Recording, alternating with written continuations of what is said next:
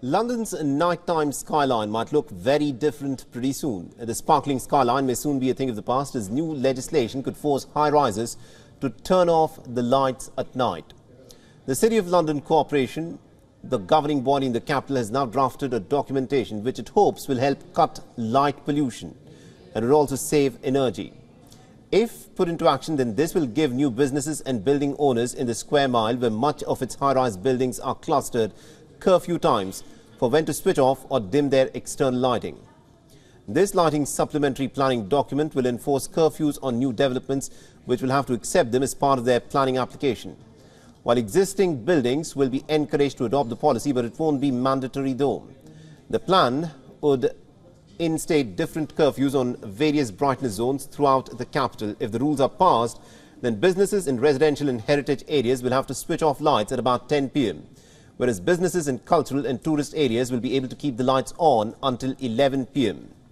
In commercial areas, unnecessary lights can in fact stay on until midnight, although this will only apply to lights that are not required to be left on for purposes of safety and crime prevention. Moreover, the rules will come as a mounting body of evidence has shown that the devastating impact that light pollution has on biodiversity and human health, not to mention the wasted energy.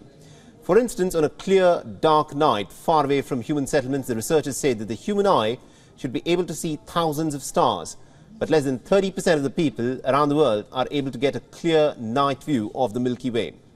In most built-up areas, the night sky is simply blocked out by artificial lights. The sky glow has a devastating impact on biodiversity, and 60% of the wildlife in the United Kingdom depends on natural darkness to survive, as natural signals set migration, reproduction and pollination rhythms. Light pollution also wreaks havoc with human health by interrupting the circadian sleep rhythms, and this can contribute to depression and even heart and blood problems. Our correspondent Alex Isaac is joining us live from London on this story. Alex, thank you very much indeed for joining us in this broadcast. WION, this is an interesting bit of legislation that London intends to put in place. Tell us, how bad is the problem of light pollution in London?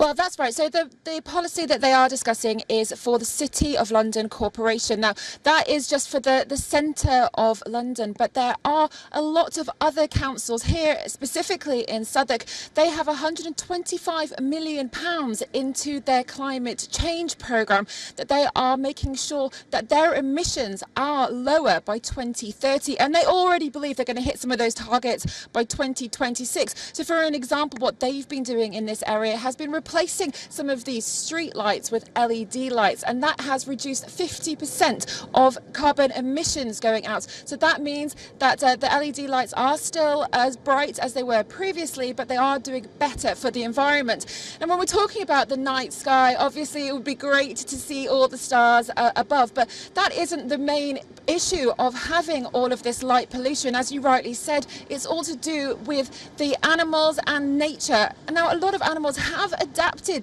to the circumstances of seeing this unnatural light all times of day. And we do see, especially in London, there are a lot of animals that are crepusculous that are coming out during the day and later into the night as well. Now, having this policy enforced specifically in the centre of London will mean that those businesses that potentially don't have a lot of those offices in use, where people are now working from home due to COVID, will have to turn their lights on. But the people will be asking the question about crime prevention. Obviously, London is notorious for crime, and recently there has been a huge spate of people having their phones stolen and getting mugged on the streets. But that necessarily isn't at night. But crime prevention will be one of the key things that the City of London specifically, they have their own police force as well, will be looking into if they implement this strategy. Absolutely indeed. Thank you very much indeed, Alex Azad, for joining us from London and getting us all those details there. WION is now available in your country. Download the app now and get all the news on the move.